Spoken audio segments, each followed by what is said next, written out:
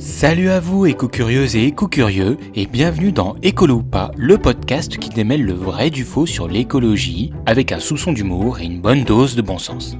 Moi, c'est le Corbeau Écolo, votre guide dans cette jungle d'infos et d'intox sur l'environnement. Aujourd'hui, je vous propose de parler d'un sujet qui fait fantasmer autant qu'il inquiète, l'intelligence artificielle. Oui, cette fameuse IA qui peut tout faire, sauf aller travailler à ma place et me verser mon salaire ensuite. Enfin, pour l'instant.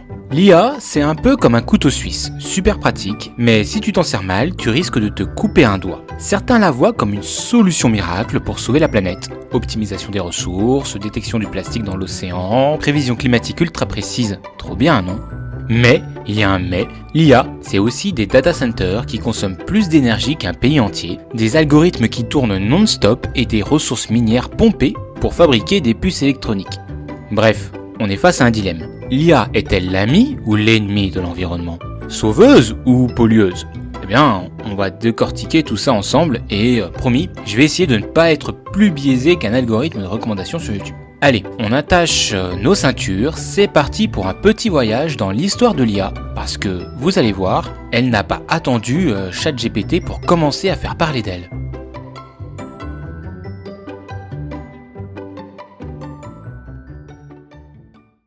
Allez, faisons un petit voyage dans le temps. Imaginez, on est dans l'Antiquité. Les humains rêvent déjà de créer des machines intelligentes. Et oui, je vous le jure, les Grecs avaient des légendes sur des automates, comme le fameux Talos, un robot en bronze chargé de protéger la Crète. Bon, il marchait à la magie, et pas à l'électricité, mais l'idée était là. Et puis, pendant des siècles, pas grand-chose. À part quelques horloges bizarres et des automates qui servaient à impressionner les rois, comme le canard de Vaucanson au XVIIIe siècle. Oui, un canard mécanique qui pouvait digérer. Enfin, façon de parler. Pas encore de ChatGPT à l'horizon, mais ça avance. Nous sommes maintenant dans les années 1950. Un certain Alan Turing pose la question qui fâche. Les machines peuvent-elles penser ? Spoiler, on n'a toujours pas de réponse claire. Mais c'est le début des vraies recherches sur l'intelligence artificielle. C'est lui qui imagine le fameux test de Turing. Si une machine peut discuter avec un humain sans qu'il se rende compte qu'il parle à une machine, alors elle est intelligente. Dans les années 50-60, des chercheurs comme John McCarthy inventent même le terme intelligence artificielle et créent les premiers programmes capables de résoudre des problèmes et de jouer aux échecs. Mais, à l'époque, ces IA sont plus lentes qu'un escargot sous somnifère.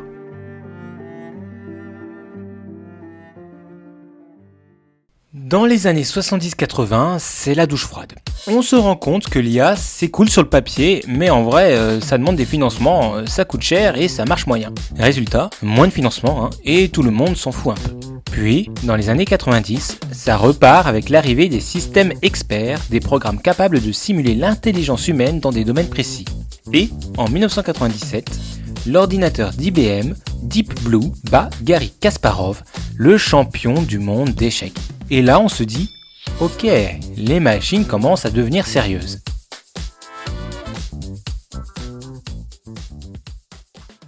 Année 2010, et là, l'IA passe à la vitesse supérieure grâce au big data et aux avancées en apprentissage profond, le deep learning. C'est là qu'arrivent les algorithmes capables de reconnaître des visages, de conduire des voitures, de générer des images et surtout de vous recommander des pubs ultra ciblées pour un grille-pain que vous avez juste pensé acheter. Depuis, l'IA est partout, dans nos téléphones, nos voitures, nos recherches Google et même dans la lutte contre le réchauffement climatique. Enfin, ou pas. Alors, est-ce qu'on est face à une révolution écolo ou à une machine qui va nous plomber l'environnement ? Eh bien, c'est ça qu'on va voir tout de suite. L'un des plus gros atouts de l'IA, c'est son pouvoir d'optimisation. Imaginez un monde où l'on ne gaspille plus d'énergie inutilement, où l'on utilise juste ce qu'il faut, au bon moment, au bon endroit. Eh bien, c'est exactement ce que fait l'IA dans plein de domaines. Par exemple, dans les industries, les algorithmes permettent d'optimiser la consommation énergétique des usines, de prévoir des pannes et d'éviter de produire pour rien. Un peu comme si ton frigo te disait « Hey, t'as déjà 3 pots de yaourt, calme-toi sur tes courses ». Et dans le bâtiment, l'IA gère le chauffage et la clim de façon intelligente, ce qui permet d'économiser des tonnes d'énergie. Vous aimez les super-héros ? Eh bien, l'IA pourrait bien être le Batman de l'écologie. Aujourd'hui, on utilise des algorithmes d'intelligence artificielle pour surveiller la planète en temps réel. Par exemple, des satellites couplés à de l'IA repèrent en direct des coupes d'arbres illégales dans l'Amazonie. Dès qu'un petit malin sort sa tronçonneuse, l'IA le détecte et l'alerte aux autorités. Des caméras intelligentes scannent les mers aussi pour identifier des déchets plastiques et suivre leur évolution. Il existe même des drones autonomes qui collectent ces déchets. L'IA analyse aussi des milliards de données pour mieux prévoir les tempêtes, les sécheresses et les canicules. Ça permet d'anticiper et de limiter les dégâts, un peu comme si la météo de TF1 arrêtait enfin de se tromper. L'IA nous aide aussi dans le tri des déchets. Et oui, elle a bien vu qu'on galérait. Dans certains centres de tri, des robots équipés d'IA scannent et reconnaissent les objets en quelques millisecondes pour mieux les trier. Résultat, un recyclage plus efficace, moins d'erreurs et surtout moins de bouteilles en plastique qui finissent dans l'océan. Et pour aller plus loin, certaines entreprises utilisent l'IA pour optimiser la production et éviter d'avoir trop de déchets à recycler. Parce que oui, le meilleur déchet, c'est celui qu'on ne produit pas. L'IA intervient aussi dans les mobilités et les transports. Aujourd'hui, l'intelligence artificielle optimise les trajets en temps réel pour éviter les embouteillages et réduire la pollution. C'est ce moment où Google Maps ou Waze vous dit que vous pouvez gagner 3 minutes en prenant cette route. Eh bien, multipliez ça par des millions de voitures et vous obtenez une sacrée réduction des émissions de gaz à effet de serre. Et ce n'est pas tout, l'IA joue un rôle clé dans les voitures électriques et autonomes, en maximisant leur efficacité et en optimisant la recharge des batteries. Plus de véhicules verts, moins de gaspillage d'énergie. Et on parle même de transport public boosté à l'IA, avec des bus et des trains qui s'adaptent au flux des passagers en temps réel pour éviter de rouler à moitié vide. Franchement, si ça pouvait aussi empêcher les métros d'être bondés en heure de pointe, ça serait pas mal. Voilà, avec tout ça, on pourrait croire que l'IA est le messie de l'écologie. Un outil ultra puissant qui optimise, anticipe et protège l'environnement. Et c'est vrai, en partie. Mais attention, du coup, comme tout super-héros, l'IA a aussi son côté obscur. Car oui, tous ces modèles intelligents, ces algorithmes ultra puissants, ils tournent sur des serveurs gigantesques qui consomment énormément d'énergie. Alors, l'IA est-elle vraiment aussi verte qu'elle en a l'air? Ou est-ce qu'on est en train de peindre un data center en vert en espérant que ça passe? Eh bien, on va tout de suite voir ça.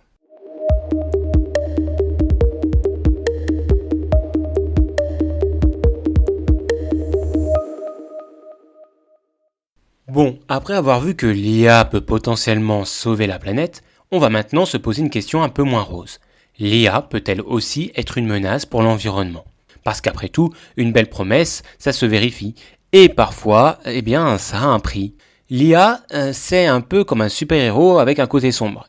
Et comme toute bonne histoire de science-fiction, il y a toujours un twist.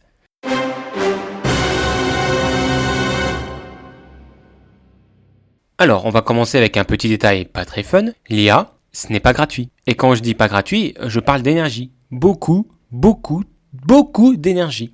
L'un des plus gros problèmes avec l'intelligence artificielle, c'est la consommation d'énergie des data centers. Ces énormes fermes de serveurs où se trouvent les cerveaux de nos IA. En gros, c'est là que tout se passe. Les calculs, l'entraînement des modèles. Et tout ça, ça consomme un max d'énergie, un max d'électricité. Prenez par exemple GPT-3. Pour entraîner ce modèle, il a fallu des milliers de processeurs pendant des semaines. Le résultat, une empreinte carbone comparable à un vol transatlantique en jet privé. Oui, vous avez bien entendu, des mois d'entraînement pour une seule IA. C'est l'équivalent de milliers de litres de kérosène. Et ça, c'est juste pour un modèle. Imaginez ce que ça représente avec toutes les IA utilisées dans le monde entier. Une vraie bête énergétique. Et ça ne s'arrête pas là. Ça, c'était pour l'électricité. Mais l'IA a aussi un petit appétit pour les métaux rares. Vous savez, ces matériaux nécessaires à la fabrication des puces électroniques qui alimentent nos ordinateurs, nos téléphones et nos IA. Les principaux responsables, on retrouve le lithium, le cobalt, le nickel, tous ces métaux qu'on extrait dans des mines qui, spoiler alert, sont souvent loin d'être écologiques. Derrière chaque composant électronique, il y a des tonnes de déchets miniers, de pollution et une énorme empreinte écologique. Un petit prix à payer pour notre super-héros IA ?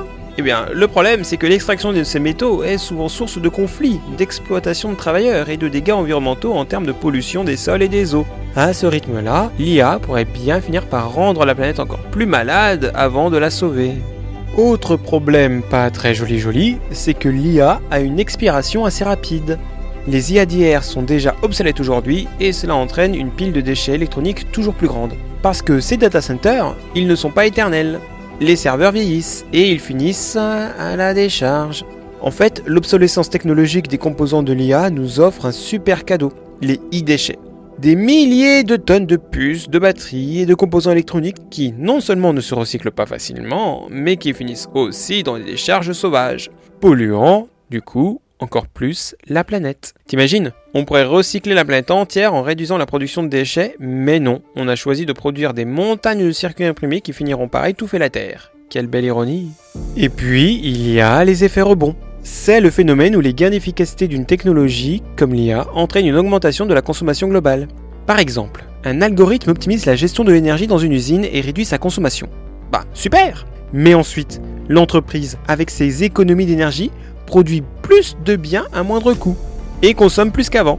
Et paf, le gain d'efficacité est annulé par la surproduction et la surconsommation. Cet effet rebond, c'est un véritable piège, car l'IA peut améliorer l'efficacité, mais en même temps, cela encourage la surconsommation, rendant les bénéfices écologiques moins nets qu'on ne pourrait le penser. Alors voilà, l'IA, c'est un peu cette belle histoire de technologie qui veut sauver la planète, mais qui risque aussi de lui causer des maux de tête. Comme tout super-héros, elle a ses faiblesses, et les quelques impacts négatifs sur l'environnement sont loin d'être négligeables. Entre l'énergie qu'elle consomme, les métaux rares dont elle a besoin, l'obsolescence technologique et les effets rebonds, on a de quoi se poser des questions. Peut-être qu'on a un peu idéalisé la machine. Mais la vérité, c'est que l'IA n'est ni toute blanche ni toute noire, elle est complexe. Mais bon, on s'inquiète pas, on va se pencher sur des solutions pour rendre l'IA plus verte tout de suite. Parce que franchement, si on doit choisir entre sauver la planète et l'IA, moi je sais quel côté je choisis. La première grosse solution, c'est de rendre l'IA plus économe en énergie. En fait, tout commence par les serveurs qui hébergent nos IA. Et ces serveurs, au lieu d'être placés partout sur Terre, dans des centres énergivores, on peut les rendre plus efficaces. Comment ? Eh bien, tout simplement en optimisant les algorithmes, pour qu'ils consomment moins de ressources pour faire le même travail. Par exemple, au lieu de devoir entraîner des IA pendant des semaines avec des milliers de processeurs, on peut trouver des méthodes d'entraînement plus légères, voire même des techniques d'IA qui n'ont pas besoin d'une puissance de calcul aussi monstrueuse.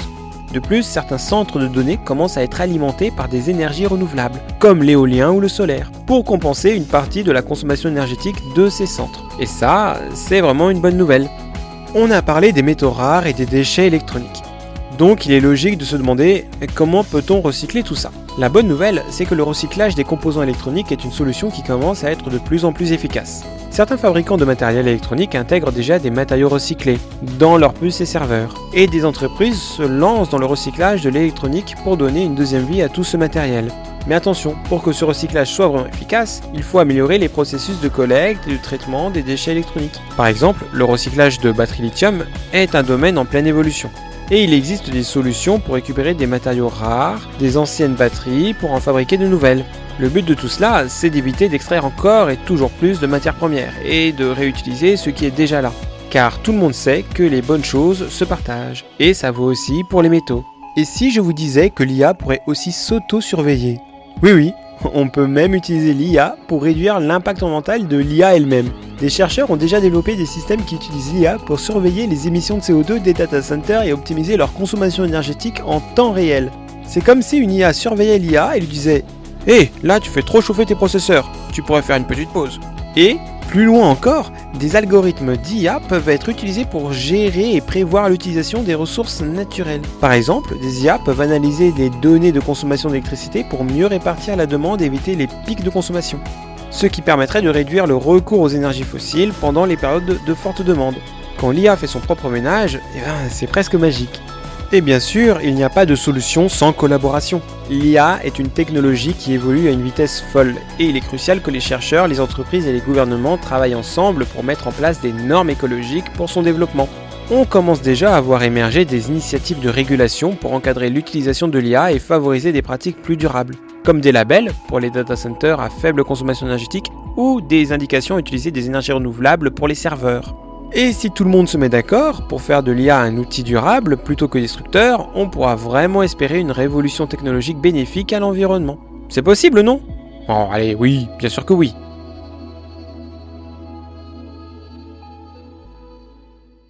Et voilà, nous arrivons à la fin de cet épisode où nous avons exploré l'univers fascinant de l'intelligence artificielle et son impact sur notre planète.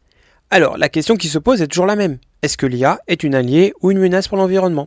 Du coup, comme vous avez pu le constater, la réponse n'est ni simple ni évidente. L'intelligence artificielle, comme toutes les technologies, porte en elle des promesses, mais aussi des risques. Elle peut être une vraie force pour résoudre certains des plus grands défis écologiques de notre époque, comme la gestion de l'énergie, la surveillance des forêts ou l'optimisation des ressources agricoles. Mais, bien entendu, elle a aussi son côté obscur, avec des besoins énergétiques gigantesques, sa consommation de métaux rares et ses risques de déchets électroniques. En fin de compte, l'intelligence artificielle, c'est comme tout autre outil. Tout dépend de comment on l'utilise. Si on se contente de créer des IA gigantesques et énergivores pour des projets qui ne servent qu'à générer du profit, on risque de multiplier les effets négatifs sur notre environnement. Mais si l'on choisit de l'utiliser pour des causes durables et qu'on se donne les moyens d'améliorer son efficacité énergétique, de recycler ses matériaux, de la réguler correctement, alors l'IA peut devenir un véritable allié écologique. Donc, la balle est dans notre camp. On peut soit l'utiliser pour sauver la planète, soit pour accélérer sa destruction. Cela nous invite à une réflexion. On doit apprendre à maîtriser cette technologie pour qu'elle ne devienne pas notre ennemi, mais plutôt notre partenaire dans la lutte contre le changement climatique. Voilà, on a fait le tour des enjeux, des opportunités et des défis liés à l'intelligence artificielle et à l'environnement. L'IA peut être à la fois une menace et une solution pour notre planète. Tout dépend de la direction qu'on choisit de lui donner. Je vous laisse avec cette idée. Nous avons le pouvoir de faire en sorte que l'IA devienne un véritable allié dans notre quête pour un futur plus vert, plus durable, plus équitable. À nous de jouer. Merci d'avoir écouté cet épisode d'Écolo ou pas. Si vous avez apprécié, partagez-le autour de vous et surtout continuez à réfléchir, à vous informer et à agir pour un avenir plus vert. Sur ce, je vous propose de nous quitter en chanson comme d'habitude. Allez, salut!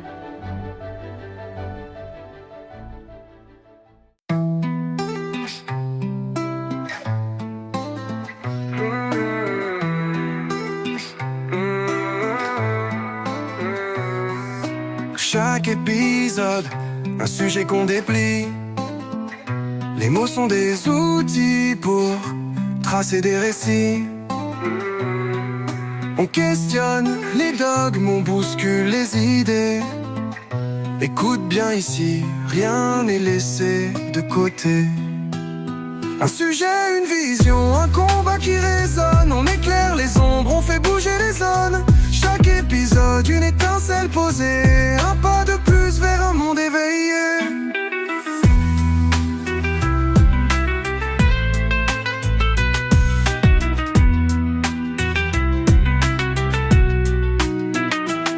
Chaque thème est un pas vers un monde à comprendre. Un espace où penser, discuter, entreprendre. Merci d'être là pour ce voyage engagé. Rendez-vous bientôt pour continuer d'avancer. Un sujet, une vision, un combat qui résonne. On éclaire les ombres, on fait bouger les zones. Chaque épisode, une étincelle posée. Un pas de plus vers un monde éveillé.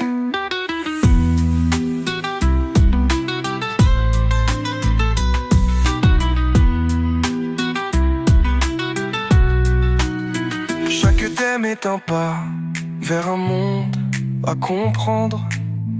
Un espace où penser, discuter, entreprendre. Merci d'être là pour ce voyage engagé. Rendez-vous bientôt pour continuer d'avancer.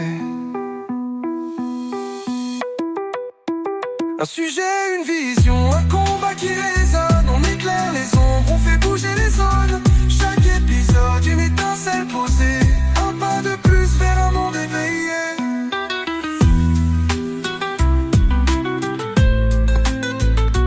Monde éveillé.